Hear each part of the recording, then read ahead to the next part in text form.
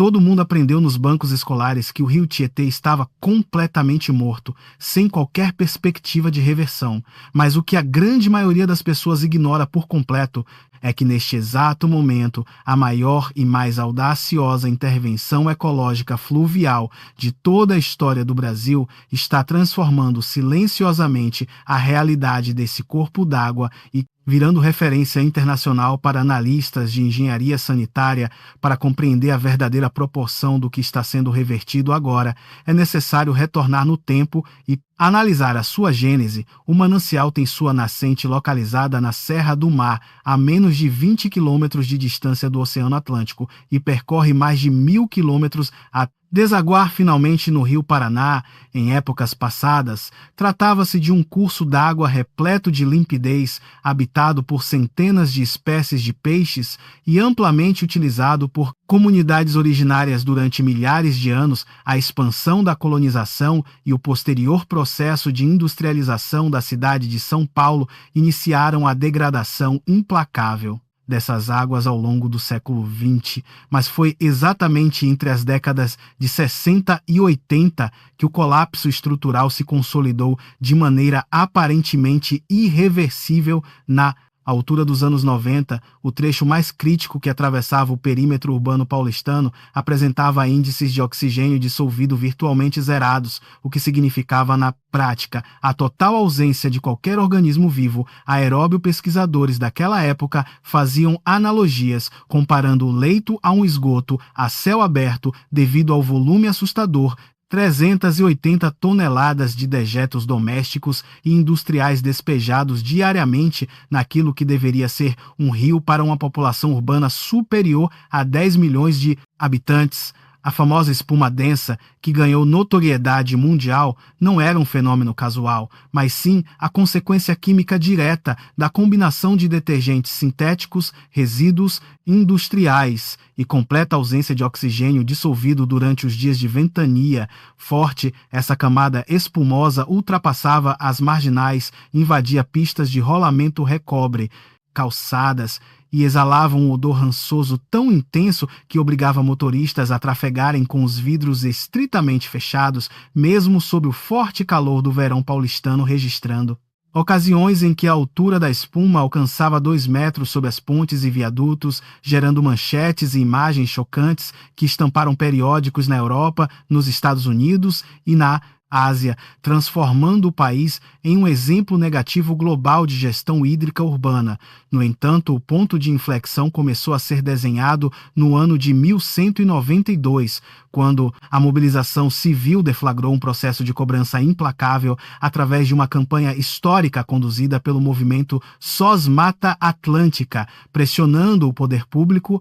a abandonar promessas vazias e assumir compromissos reais de despoluição. A iniciativa popular rapidamente arregimentou mais de 1 milhão de assinaturas de cidadãos indignados, consolidando a maior manifestação ambiental urbana do país e forçando o governo estadual a adotar medidas drásticas. O desdobramento imediato consistiu em um dos maiores aportes financeiros em saneamento básico de toda a América Latina, mobilizando na primeira fase do programa valores superiores a 3 bilhões de reais aplicados na construção de redes, interceptoras de esgoto e estações de tratamento avançadas ao longo das margens fluviais. Com o passar dos anos, o montante acumulado de investimentos até o ano de 2024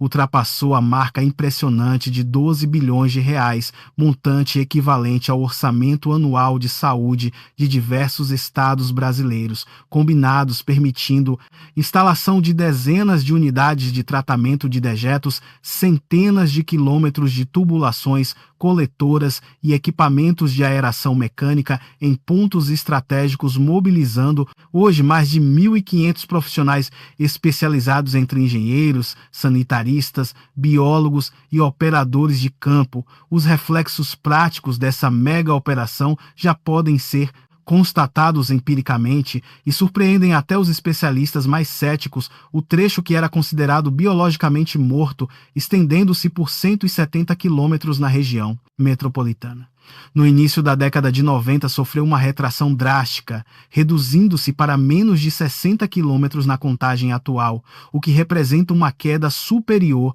65% na extensão da zona de morte ecológica. Essa recuperação gradual é mensurada cientificamente através de parâmetros rigorosos de oxigênio dissolvido, cujos patamares em trechos críticos que registravam zero absoluto nas décadas passadas já superam a marca de 3 miligramas por litro em pontos monitorados, viabilizando o retorno gradual de larvas de insetos aquáticos, microinvertebrados, bioindicadores e exemplares de peixes que voltam a ocupar o leito fluvial, uma das inovações tecnológicas mais fascinantes implementadas nessa operação consiste na instalação massiva de aeradores artificiais constituídos por turbinas submersas e flutuantes projetadas para agitar continuamente a massa líquida e acelerar a troca gasosa com a atmosfera, criando corredores de oxigenação que estimulam a proliferação da vida aquática. Em paralelo, os engenheiros enfrentam o desafio colossal do controle de cargas difusas de poluição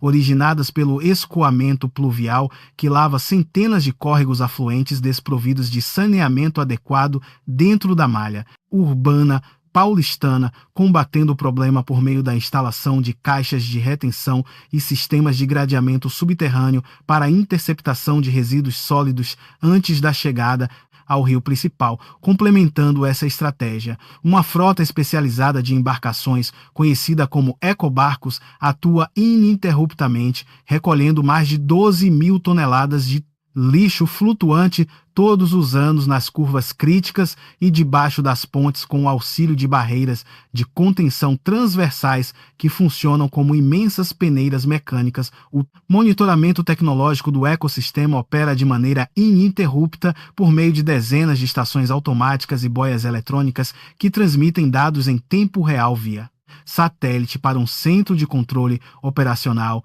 que emprega inclusive peixes vivos como biosensores sensíveis capazes de registrar alterações comportamentais por meio de inteligência artificial antes mesmo dos sensores físico-químicos convencionais identificarem qualquer anomalia na pureza da água, agregando a tudo isso um método inovador de biorremediação que emprega a introdução controlada de cepas bacterianas desenvolvidas em laboratório para metabolizar compostos orgânicos complexos e eliminar substâncias tóxicas. De maneira altamente eficiente e de baixo custo operacional, os reflexos sociais e econômicos desse projeto monumental refletem diretamente na melhoria expressiva dos indicadores de saúde pública, com a redução estatística nas taxas de internação hospitalar por enfermidades de veiculação hídrica nas comunidades do entorno, enquanto o surgimento de espécies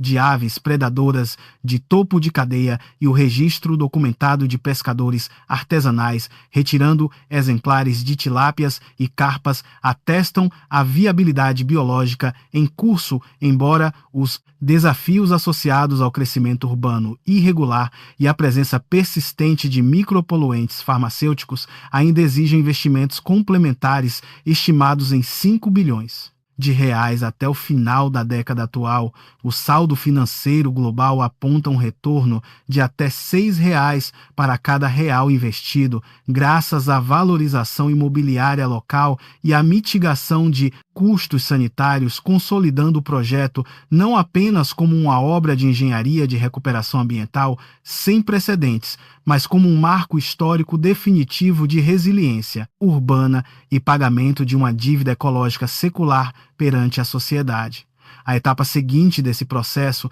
envolve a expansão das ligações domiciliares de esgoto, principalmente nas regiões periféricas, onde ocupações irregulares cresceram mais rapidamente do que a infraestrutura pública disponível nesses locais. Equipes técnicas precisam atravessar ruas estreitas, terrenos instáveis e comunidades densamente povoadas para instalar tubulações capazes de transportar os dejetos até os grandes interceptores. Cada residência conectada representa uma fonte de contaminação retirada dos córregos urbanos, impedindo que toneladas adicionais de matéria orgânica alcancem o curso principal durante os períodos de chuva intensa. O trabalho torna-se ainda mais complexo porque o volume das galerias aumenta rapidamente, arrastando embalagens, móveis, pneus plásticos, sedimentos e resíduos descartados. Irregularmente, para impedir que esse material chegue ao Tietê,